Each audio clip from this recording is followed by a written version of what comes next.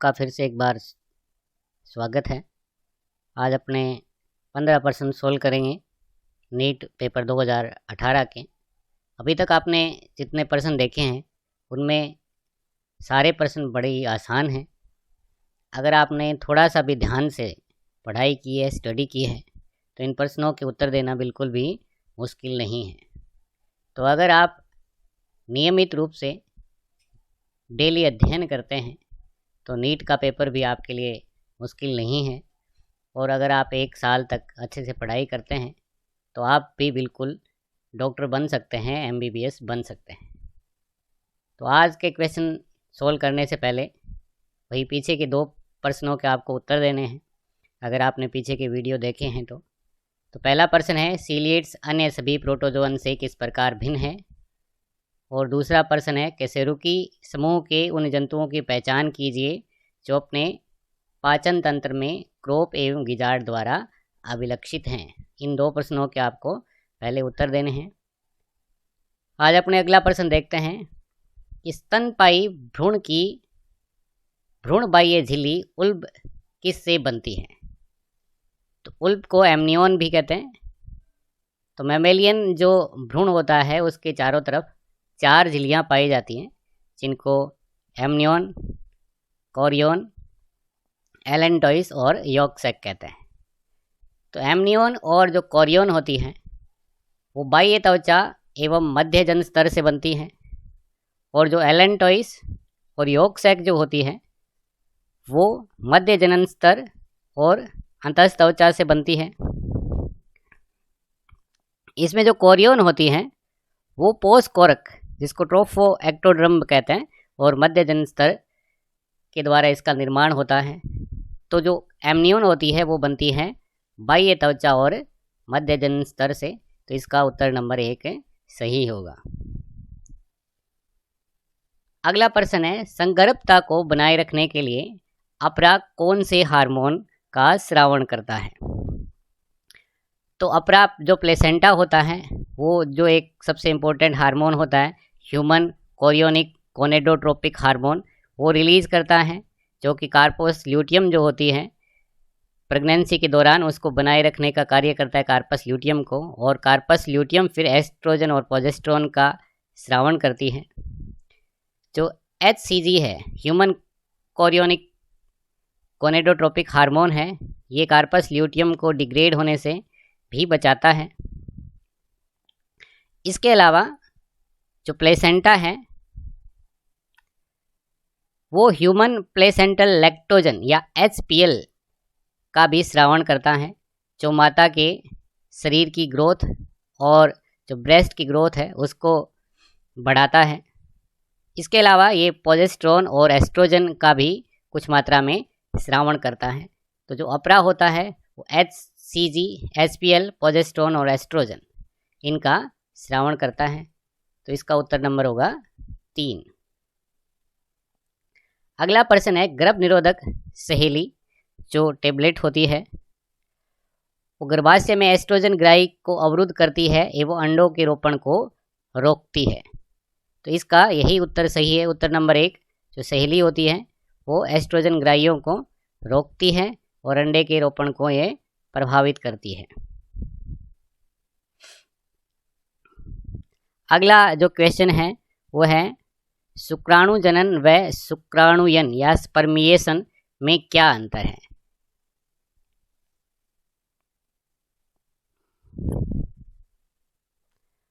तो शुक्राणु जनन में शुक्राणु बनते हैं और शुक्राणुयन में शुक्राणुओं का सर्टोली कोशिका से शुक्रजनन नलिकाओं की जो गुहिका होती है उसमें मोचन होता है। तो इसका उत्तर नंबर 2 सही है। शुक्राणु जनन की जो क्रिया होती है उसमें शुक्राणुओं का निर्माण होता है और शुक्राणुयन में सर्टोली कोशिकाओं से इसका मोचन होता है, जिससे ये शुक्रजनन नलिकाएं जो होती है उसकी गुहा में ये आ जाते हैं। अगला क्वेश्चन है, एक देश की बढ़ती हुई जनसंख्या में, तो अगर कहीं जनसंख्या बढ़ रही है तो उसमें जो छोटे बच्चे होंगे उनकी संख्या ज़्यादा होगी और वयस्कों की संख्या उनसे कम होगी और बूढ़ों की संख्या उससे भी कम होगी। तो जनन पूर्व व्यष्टि जो बच्चे हैं उनको जनन पूर्व व्यष्टि कहते हैं। जननक्षम व्यष्टियों से अधिक होते हैं, तो इसका उत्तर नंबर 1 ही सही होगा कि जो बच्चे हैं उनकी संख्या जो वयस्क हैं उनसे ज़्यादा होगी, तभी जो देश है उसकी जनसंख्या बढ़ती हुई प्रतीत होती है। अगला जो क्वेश्चन है उसमें मिलान करना है। तो सुपोषण जब झीलों के अंदर पोषक पदार्थों की वृद्धि हो जाती है तो उसको सुपोषण कहते हैं। सैनिटरी लैंडफिल अपशिष्ट पदार्थों को जहां डाला जाता है उस जगह को सैनिटरी लैंडफिल कहते हैं अपशिष्ट निपटान के लिए। हिमोन्ता, तो जब जहाँ पर बर्फ़ गिरती है तो अगर आप वहाँ अपने नंगे आँखों से जाते हैं देखते हैं तो UVB विकिरण के कारण अंधापन हो जाता है, तो इसको हिमानता कहते हैं। और झूम खेती, इसके बारे में तो आपने पढ़ा है, सुना है कि ऐसी खेती जहाँ पर वनों को जलाया जाता है और वहाँ पर खेती की जाती है तो उसको झूम खेती कहते हैं। तो यार इसका उत्तर नंबर 3 हो जाएगा। अगला जो प्रश्न है वो है स्मैक नामक ड्रग पोष पौधे के किस भाग से प्राप्त होती है। तो जो स्मैक होती है वो अफीम पौधे से प्राप्त होती है। अफीम के कच्चे डोडे के अंदर से जो लेटेक्स निकलता है उससे स्मैक का निर्माण होता है। ये मॉर्फिन के एसिटाइलेशन से प्राप्त होती हैं जिसको हेरोइन या स्मैक कहते हैं। तो ये लेटेक्स से प्राप्त होती है। अगला जो क्वेश्चन है वो निम्नलिखित में से चिकित्सा विज्ञान में प्रतिजैविक के उत्पादन के लिए समष्टि की कौन सी पारस्परिक क्रिया बहुधा प्रयोग की जाती है। तो इसमें एमेंसेलिज्म का उपयोग किया जाता है, जिसमें एक जो जीव होता है कुछ रसायनों का निर्माण करता है जिससे दूसरे जीव की जो वृद्धि है उसको रोका जा सकता है, और ये रसायन जो जीव प्रोड्यूस करता है, निर्मित करता है, उसको कोई हानि नहीं पहुंचाता। तो इस क्रिया को कहते हैं एमेंसेलिज्म। तो इसका उत्तर होगा उत्तर नंबर 2। सहपोजिता, जब दोनों जीव साथ में रहते हैं और दोनों को लाभ होता है। परजीविता, जिसमें एक को लाभ होता है एक को हानि होती है। और सौपकारिता, इसमें एक को लाभ होता है और एक को ना हानि होती और ना लाभ होता। निम्नलिखित में से कौन सा बाह्य स्थानीय संरक्षण में नहीं आता। तो वन्य जीव सफारी पार्क हैं, ये बाह्य स्थानीय संरक्षण जिसको ex-situ कंजर्वेशन कहते हैं में आता है। बीज बैंक भी ex-situ कंजर्वेशन में आता है। वानस्पतिक उद्यान भी बाह्य स्थानीय संरक्षण या ex-situ कंजर्वेशन में आते हैं। पवित्र उपवन, ये क्षेत्र स्वस्थानीय संरक्षण में आते हैं, इन सिटू कंजर्वेशन में आते हैं। ये वो जगह होती हैं जहाँ के वन को पवित्र माना जाता है और वहाँ पर किसी भी प्रकार का शिकार या वन की कटाई नहीं की जाती। तो ये इन सिटू या स्वस्थानीय संरक्षण में आते हैं। तो इसका उत्तर नंबर 4 सही है। अगला प्रश्न है मिलान करना। तो ग्लाइकोसूरिया के अंदर रुधिर के अंदर ग्लूकोज की मात्रा बढ़ जाती है, और जब मात्रा 180 मिलीग्राम पर 100 ml से ज़्यादा हो जाती है तो ग्लूकोज का मूत्र के द्वारा शरीर से बाहर निष्कासन शुरू हो जाता है। तो इसको ग्लाइकोसूरिया कहते हैं। तो पहले का नंबर 4, गाउट के अंदर जोड़ों में यूरिक अम्ल का संग्रहण प्रारंभ हो जाता है। वृक्कपत्री, तो इसमें वृक्क के अंदर क्रिस्टलीय लवण पिंड जमा हो जाते हैं, और गुच्छ वृक्षशोध में जो गुच्छ होते हैं वृक्क के अंदर उसमें इन्फ्लामेशन या प्रदाहकता आ जाती है, सूजन आ जाती है। तो इसका उत्तर हो जाएगा उत्तर नंबर 2।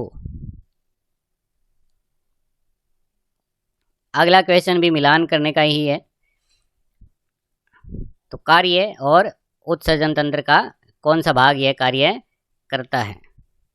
तो अति सूक्ष्म निस्यंद, तो ये मेलपिगी कणिकाओं द्वारा ये या मेलपिगियन कार्पुसल्स के द्वारा होता है।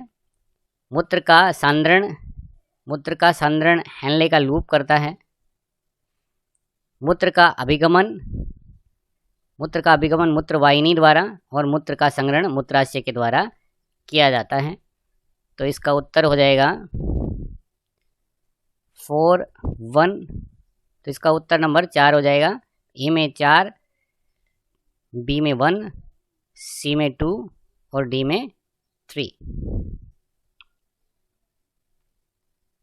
अगला क्वेश्चन है, एक स्त्री में एक्स गुणसूत्र में एक्स संलग्न अवस्था है, यह गुणसूत्र किस में वंशागत होगा?